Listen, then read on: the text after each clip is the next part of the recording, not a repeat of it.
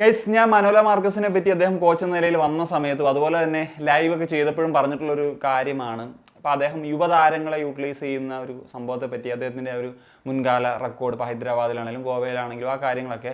So ഇനി മനോലയുടെ അണ്ടറിൽ India ആദ്യമായിട്ട് കളിക്കാൻ പോകുന്നത് സെപ്റ്റംബറിലായിരിക്കും. അപ്പം ഇവിടെ എത്രത്തോളം ചേഞ്ചസ് അല്ലെങ്കിൽ യങ്സ്റ്റേഴ്സിൻ്റെയൊക്കെ സാധ്യതകൾ എന്നുള്ളത് നോക്കുന്ന സമയത്ത് അത്രമേലൊരു സാധ്യത ഇല്ല എന്ന് വേണം പറയാം. കാരണം എന്ന് വെച്ച് കഴിഞ്ഞാൽ ഈ ഡ്യൂറൻ കപ്പ് കഴിഞ്ഞിട്ട് ഒരു ചെറിയ പീരീഡിൽ അങ്ങനെ ഒരു കാര്യമായിട്ടുള്ള ക്യാമ്പൊന്നും കിട്ടാനുള്ളൊരു സാഹചര്യം ഇല്ല.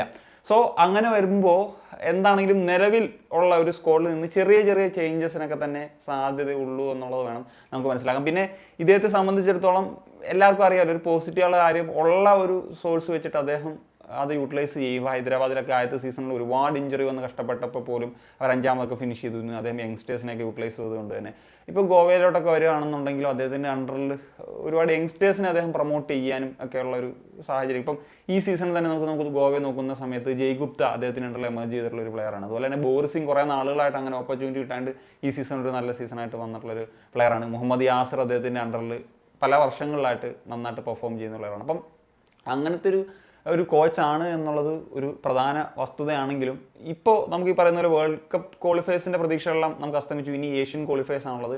അത് വരുന്നതിന് മുമ്പ് തന്നെ നമുക്കൊരു 5-6 മാച്ചസ് ഒക്കെ കിട്ടും, ഒരു 3-4 ഫിഫ കലണ്ടേഴ്സിലൊക്കെ ആയിട്ട്. അപ്പം അവിടെ ഇപ്പം ആദ്യം ഈ പറയുന്ന പോലെ ഒരു ഉള്ള സ്ക്വാഡിനെ തന്നെ വിളിച്ചിട്ട് ചെറിയ ചേഞ്ചസ് ആയിരിക്കും ഉണ്ടാകുക. പയ്യപ്പയ്യായിരിക്കും അദ്ദേഹം അത് ടെസ്റ്റ് ചെയ്തിട്ട് ഒരു കൃത്യമായിട്ടുള്ളൊരു ചേഞ്ചസ് വരുത്തുക. പിന്നെ നമുക്കറിയാമല്ലോ, ഇനി നമ്മളുടെ മുൻപിലുള്ളത് 2027 ഏഷ്യൻ കപ്പിലേക്കുള്ളൊരു ക്വാളിഫയർ ആണ്. അതുപോലെ തന്നെ 2030 വേൾഡ് കപ്പിൻ്റെ ഒരു ക്വാളിഫയർ. ഇങ്ങനെ ഒരു ലോങ് പ്ലാനാണ് നമുക്കുള്ളത്.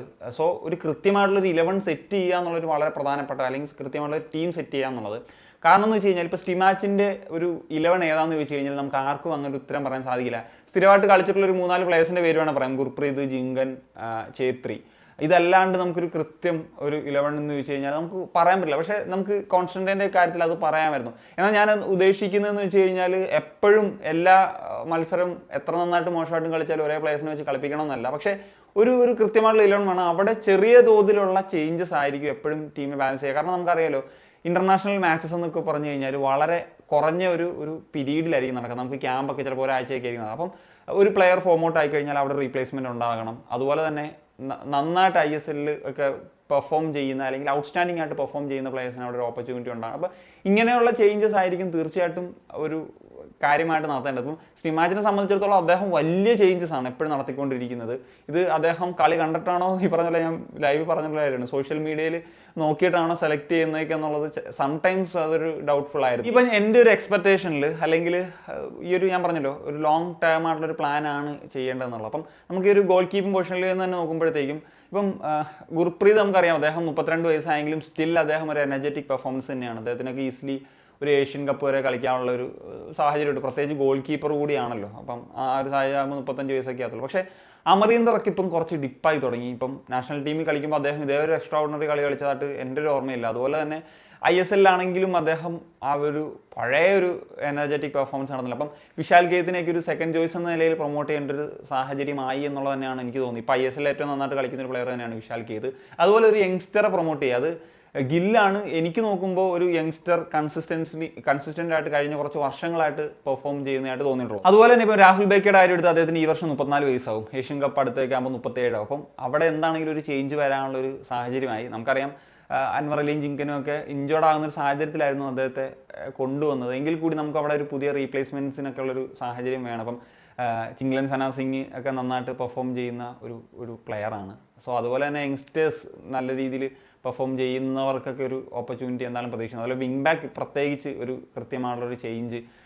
പ്രീതം കോട്ടാലും സുഭാഷിഷ് ബോസാണ്, നിഖിൽ പൂജാരി, അവരൊക്കെ ഒരു എന്താ പറയുക, ഒരു കൈൻഡ് ഓൾഡ് സ്കൂൾ പ്ലേയേഴ്സാണ്. അപ്പം അവർക്ക് വരെ ഇപ്പോൾ ആശിഷ് റായിയോ അല്ലെങ്കിൽ റോഷൻ സിംഗോ അബ്ദുൾ റബീനെ പോലത്തെയൊക്കെ പ്ലേയേഴ്സിന് ഇതിലിപ്പോൾ അബ്ദുൾ റബീനൊക്കെ ആണെങ്കിലും കോച്ച് ആയിട്ട് വർക്ക് ചെയ്ത് സക്സസ് ആയിട്ടുള്ള പ്ലേയേഴ്സാണ്. അപ്പം അങ്ങനെയൊക്കെ യൂട്ടിലൈസ് ചെയ്യാൻ പറ്റിയാൽ നന്നായിരിക്കും. പിന്നെ ഞാനിപ്പോൾ സ്ക്വാഡിൽ നിലവിലുള്ള പ്ലേയേഴ്സിനെ പറ്റി അങ്ങനെ കൂടുതലായിട്ട് സംസാരിക്കുന്നില്ല. ഇപ്പോൾ അൻവർ അലി ആണെങ്കിലും മെഹ്താബ് ആണെങ്കിലും അവർ എന്താണെങ്കിലും അവർക്കൊരു പ്ലേസ് ഉണ്ടാകും. ഞാൻ പറയുന്നത് ഇപ്പം ഒഴിവാക്കപ്പെടേണ്ടതും ഇനി പുതിയ അഡീഷൻസ് നടത്തേണ്ടതുമായിട്ടുള്ളൊരു താരങ്ങളെ പറ്റിയൊക്കെയാണ് സംസാരിക്കുന്നത്. ഇനി ഡിഫൻസീവ് മിഡ്ഫീൽഡ് പാർട്ടിലേക്ക് വരുമ്പോഴത്തേക്കും ഈ പറഞ്ഞ പോലെ ഗ്ലാൻ മാർട്ടിൻസ് ഇപ്പം ഇടയ്ക്കിടയ്ക്ക് സ്കോഡിൽ വന്നു പോകുന്നുള്ളതാണ്. പക്ഷേ എനിക്ക് തോന്നുന്നു ദീപക് ടാങ്കരി അദ്ദേഹത്തിനേക്കാൾ ഒരു അപ്ഗ്രേഡഡ് ആയിട്ടുള്ള ഒരു വേർഷനാണ്. പക്ഷേ കാര്യമായിട്ട് നാഷണൽ ടീമിനെ അങ്ങനെ യൂട്ടിലൈസ് ചെയ്യുന്നില്ല. ഇപ്പോൾ ഓസ്ട്രേലിയക്കെതിരെയുള്ള അദ്ദേഹത്തിൻ്റെ പെർഫോമൻസ് സൂപ്പർബായിരുന്നു. സോ അദ്ദേഹത്തിന് ഈ പറഞ്ഞ ഒരു ഗെയിം ടൈം കിട്ടുന്ന ഒരു ISL ക്ലബ്ബ് കൂടി കിട്ടിയാൽ നന്നായിരിക്കും എന്നുള്ളതാണ് എനിക്ക് തോന്നുന്നത്. പിന്നെ സെൻട്രൽ മിഡ്ഫീൽഡിൽ ഇപ്പം താപ്പയാണെങ്കിലും സുരേഷ് ആണെങ്കിലും കുഴപ്പമില്ല, സുരേഷ് കുഴപ്പമില്ലാണ്ട് കളിക്കുന്നുണ്ട്. പക്ഷേ താപ്പ ഇച്ചിരി ഡൗൺ ആയി. പഴയ പെർഫോമൻസ് ഒന്നും അദ്ദേഹത്തിൻ്റെ ഭാഗത്ത് നിന്നില്ല. ഒരു 2-3 വർഷം മുമ്പ് കളിച്ചിട്ടുള്ള പ്ലെയറേ അല്ല താപ്പ. സോ നമുക്ക് നോക്കിക്കഴിഞ്ഞാൽ നല്ല പ്ലേയേഴ്സ്, ഇപ്പോൾ ബിബിൻ മോഹൻ എക്സ്ട്രാ ഓർഡിനറി ആയിട്ട് പെർഫോം ചെയ്യുന്ന ഒരു പ്ലെയറാണ്. സോ അദ്ദേഹത്തിനൊക്കെ നാഷണൽ എക്സ്പീരിയൻസും ഉണ്ട്. Under-23 കളിച്ചപ്പോഴും നന്നായിട്ട് പെർഫോം ചെയ്തിട്ടുണ്ട്. അതുപോലെ തന്നെ പിടി ആണെങ്കിലും, അല്ലെങ്കിൽ ഹിതേഷ് ശർമ്മ അദ്ദേഹത്തിൻ്റെ അണ്ടറിൽ കളിച്ചിട്ടുള്ള പ്ലെയറാണ് മനോലയുടെ. അപ്പം ഇവരുടെയൊക്കെ എബിലിറ്റി എന്ന് വെച്ച് കഴിഞ്ഞാൽ ഇവർ ബോക്സ് ടു ബോക്സ് ആണ്. അതുപോലെ ഒരു ഹോൾഡിംഗ് ടൈപ്പ് നന്നായിട്ട് ഹോൾഡ് ചെയ്ത് കളിക്കാൻ പറ്റുന്ന പ്ലെയേഴ്സാണ്. സെറ്റ് പീസ് ഇതിൽ നല്ലതാണ്, ടെക്നിക്കലി നല്ലതായിട്ടുള്ള പ്ലെയേഴ്സാണ്. അപ്പം ഈ താരങ്ങളെയും ഉറപ്പായിട്ടും ഫ്യൂച്ചർ ഇപ്പം അടുത്തൊരു സെപ്റ്റംബറിലേക്കെന്നുള്ളതല്ല, അടുത്ത ഓരോ കലണ്ടേഴ്സിലൊക്കെ ആയിട്ട് പല പ്ലെയേഴ്സിനെയും ചേഞ്ച് ചെയ്തുകൊണ്ട് യൂട്ടിലൈസ് ചെയ്ത് കഴിഞ്ഞാൽ ഉറപ്പായിട്ടും നന്നായിരിക്കും എന്നുള്ളതാണ് തോന്നുന്നത്. പിന്നെ അറ്റാക്കിംഗ് മിഡ് പൊസിഷനിലേക്ക് വരുമ്പോൾ മുഹമ്മദ് യാസറാണ് ഉറപ്പായിട്ടും ഒരു നല്ലൊരു ചോയ്സ്. അദ്ദേഹം ഒരു വിങ്ങിലും കളിക്കും, അങ്ങനെ യൂട്ടിലിറ്റി പ്ലെയറാണ്. സോ ഓൾറെഡി ഉള്ള സാഹലിനും ബ്രാൻഡിനൊപ്പം ഇദ്ദേഹത്തിൻ്റെയും കൂടി ഒരു അഡീഷൻ ഇത് സ്ഥിരമായിട്ട് പറഞ്ഞു. പിന്നെ ഈ യാസറിനെ നന്നായിട്ട് യൂട്ടിലൈസ് ചെയ്തിട്ടുള്ള ഒരു കോച്ച് തന്നെയാണ് മനോല എന്ന് പറയുന്നത്. പിന്നെ നമുക്ക് റൈറ്റ് വിങ്ങിലാണ് ഒരു ക്ഷാമമുള്ളത്. യാസറിനെയും റൈറ്റ് വിങ്ങിൽ വെക്കാൻ പറ്റുന്ന ഒരു പ്ലെയറാണ്. അതുപോലെ തന്നെ അബ്ദുൾ റബീഹ് വിങ് ബാക്ക് ആണെങ്കിലും വിങ്ങറായിട്ടും കളിക്കാൻ പറ്റുന്ന പ്ലെയറാണ്. മൻവീർ പലപ്പോഴും ഇപ്പം ആ ഒരു നാഷണൽ ടീമിലേക്ക് വരുമ്പോഴത്തേക്കും അത്രമേൽ ഒരു പെർഫോമൻസ് വരുന്നില്ല എന്നുള്ളൊരു വാസ്തവം തന്നെയാണ്. പക്ഷേ ചാങ്തയാണ് അവിടുത്തെ ഒരു ഓപ്ഷനായിട്ട് നമുക്ക് പറയാൻ പറ്റുന്നത്. എന്നാൽ ഒരു ലെഫ്റ്റ് വിങ് സൈഡിലേക്ക് വരുമ്പോഴത്തേക്കും ഒരുപാട് ഓപ്ഷൻസ് ഉണ്ട്. ഇപ്പം ആഷിക്ക് തിരിച്ചു വന്നാൽ ആഷിക്ക് തന്നെ ഫസ്റ്റ് ചോയ്സ് ആകാനുള്ള സാധ്യതയാണുള്ളത്. എങ്കിലും ഇപ്പം മഹേഷ് ഉണ്ട്, ലിസ്റ്റൺ ഉണ്ട്, അതുപോലെ വിക്രം, എഡ്മണ്ട്, അങ്ങനത്തെ കുറേ പ്ലേയേഴ്സിൻ്റെ ഒരു സാന്നിധ്യമുണ്ട്. ഇപ്പം ലിസ്റ്റണയൊക്കെ ഒരു നന്നായിട്ട് ഹൈദരാബാദിൽ കളിക്കുന്നത് പോലും നമുക്കറിയാലോ. മനോലയുടെ അണ്ടറിൽ അദ്ദേഹം കളിച്ചിട്ടുണ്ട്. പിന്നെ അവിടെ നിന്നാണ് ഒരു മിഡിൽ മോഹൻ ബഗാനിലേക്കൊക്കെ ഉള്ളൊരു ട്രാൻസ്ഫർ അദ്ദേഹം നടത്തുന്നതെന്നുള്ള അറിയാം. പിന്നെ ഏറ്റവും ക്രൂഷ്യൽ സെൻട്രൽ ഫോർവേഡ് പൊസിഷനാണ്. സെൻട്രൽ ഫോർവേഡ് പൊസിഷനിൽ നമുക്കറിയാലോ ഛേത്രി പോയപ്പം ഇനി ആര് എന്നുള്ളത് ഒരു വേക്കൻറ്റ് പൊസിഷൻ ആയിട്ട് തന്നെ കിടക്കുകയാണ്. അവിടെ വേറെ ആരും സെൻട്രൽ ഫോർവേഡ് എന്ന നിലയിൽ കളിക്കുന്നില്ല. ഇപ്പം പറയാൻ പറ്റുന്ന പേര് ഇപ്പം ഡേവിഡ്, ഇപ്പോൾ അദ്ദേഹം ഈസ്റ്റ് ബംഗാളിലെത്തി, മുഹമ്മദിൽ നിന്ന് ലാസ്റ്റ് സീസൺ നന്നായിട്ട് പെർഫോം ചെയ്ത പ്ലെയറാണ്. അവർക്കൊക്കെ ഓപ്പർച്യൂണിറ്റി ISL കിട്ടുമെന്നുള്ളതാണ് അറിയുന്നത്. അതുപോലെ ലാബിയാക്കാൻ അദ്ദേഹം ലീഗിൽ തന്നെ തുടരുകയാണെന്നാണ് നമുക്ക് അറിയാൻ സാധിക്കുന്നത്. ഇപ്പോൾ ഹർദീപ് ഗൊഗോയ് ഉണ്ട്. സോ അതേപോലത്തെ പ്ലേയേഴ്സ് ഒരു കോച്ച് എന്ന നിലയിൽ, ഒരു സ്കൗട്ട് എന്ന നിലയിൽ കൂടി ഒരു അണ്ടർ ഡെവലപ്ഡ് ആയിട്ടുള്ള ഇന്ത്യ പോലത്തെ ഒരു കൺട്രിയിൽ വർക്ക് ചെയ്യുക എന്നുള്ളതിനൊരു ഇമ്പോർട്ടൻസ് ഉണ്ട്.